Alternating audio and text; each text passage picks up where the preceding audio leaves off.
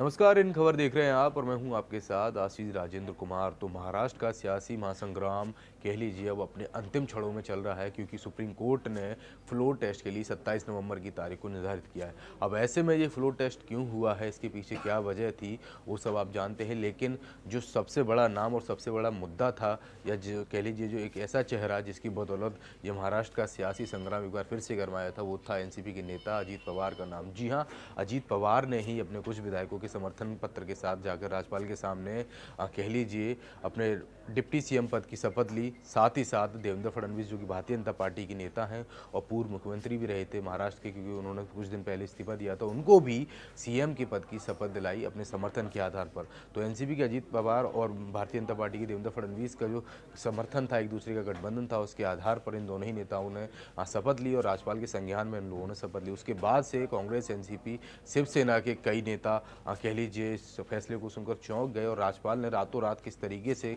सुबह सुबह इनको शपथ दिला दी और राष्ट्रपति शासन को सुबह 5:30 के आसपास खत्म कर दिया। उस सारे मामले को या उस सारे फैसले को जो लिए गए थे उनके खिलाफ सुप्रीम कोर्ट में याचिका डाल दी थी इन तीनों ही विपक्षी दलों ने। उसके बाद से ये मामला गरमाया था। लेकिन यहाँ मामला जो फंसा हुआ है, जो नाम है, वो सबसे बड़ा अजीत पवार का है। क्या अजीत पवार पलटी मारेंगे? क्योंकि 2 दिन पहले उन्होंने ऐसे ट्वीट किए थे जिससे ये कह लीजिए एक तरीके की झलक दिखाई दे रही थी, या कह लीजिए एक तरीके का ऐसा अनुमान लग रहा था कि कहीं ना कहीं वो पलटी मार सकते हैं। क्योंकि उन ट्वीट्स में साफ तौर पे ये कहा था अजीत पवार ने कि शरद पवार ही मेरे नेता हैं और मैं एनसीपी का हिस्सा हूँ।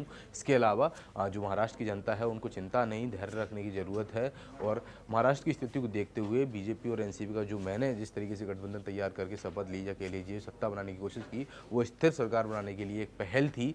तो उस हिसाब से लग रहा था कि कहीं ना कहीं जो अजीत पवार है एनसीपी के नेता, वो पलटी मार सकते हैं, क्योंकि एनसीपी के प्रमुख शरद पवार ने उनको पार्टी से अभी निष्कासित नहीं किया है। दूसरी ओर कुछ ऐसी और बातें हैं जिन पर गौर करने की ज़रूरत है, जिनके आधार पर ये सोचना कहीं ना कहीं गंभीर बना देता है कि क्या अजीत पवार ने भी ये सोच लिया है कि मैं वो अपनी पार्टी के साथ ही जाऊंगा, बीजेपी का दामन छोड़ दूंगा। क्योंकि जो शरद पवार हैं एनसीपी के प्रमुख, उन्होंने एक होटल में अपने सभी विधायकों को कैद यानी कह लीजिए अंदर रखा है और सभी को बैक कर लिया है, जिस तरीके से खबरें आई हैं उसके हिसाब से। तो अब एनसीपी के जो नेता हैं अजीत पवार, उनके पास बचने के लिए या सरेंडर करने के लिए और कोई मौका नहीं बचा है।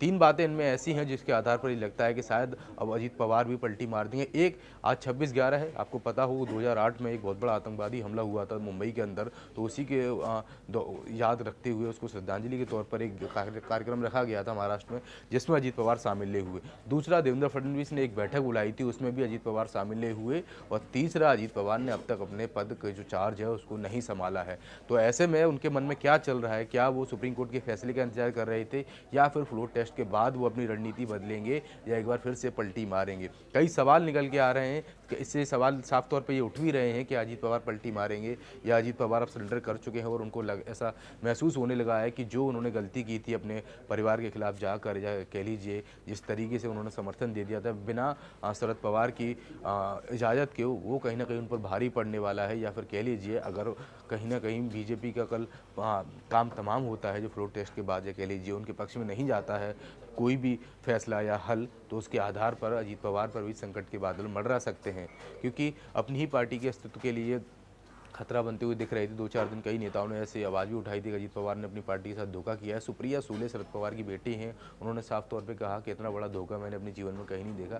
लेकिन 3 या 4 दिन से जो प्रतिक्रिया अजीत पवार की ओर से रह रही है, उससे तो ये साफ नज़र आता है वो अब सरेंडर कर रहे हैं। और कहीं ना कहीं जो एक कहावत है जो कही जाती है कि शाम का भूला अगर घर को लौट के वापस आया तो उसे भूला नहीं कहते, वो साबित या सच करने के लिए अजीत पवार अब कारगर साबित हो सकते हैं। और वो मुझे लगता है कि बैक करने के लिए जाएंगे अपनी पार्टी के लिए, जो बीजेपी के लिए बहुत बड़ा सरदर्द बन सकता है। खैर, महाराष्ट्र से जुड़ा जो अपडेट आएगा वो मैं आपको देता रहूंगा। देखते रहिए इन खबर। धन्यवाद। इन खबर चैनल को सब्सक्राइब करें और बेल आइकन दबाना ना भूलें।